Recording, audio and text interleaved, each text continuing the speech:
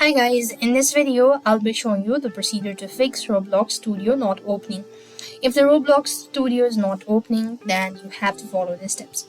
So here what you want to do is tap on the search box and type in run on the search box. And when it opens up, then you want to go ahead and simply type in app data and hit enter. After which it's going to show you this page. You want to double click on the local.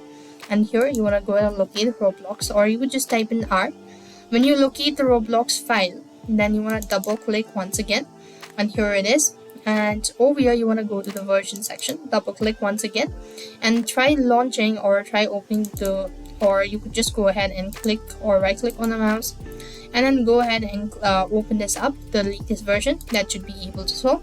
Despite that, if the issue still persists, what next you want to do is locate Roblox Studio, right click on the mouse and go to open file location. Here comes the file, so here comes the location. So you want to right click once again and then go to properties. As you go to properties, you want to come to this compatibility tab. Make sure that run this program in a compatibility mode is selected, as well as run this program as an administrator is selected. Now then click apply, click OK and close the tab. Now then click on the Windows button and then restart your device and try launching Roblox Studio. This is going to help you out to fix it. So that's how it actually works. I hope the video was helpful. Make sure to like, share and subscribe. Thank you for watching. See you in the next video.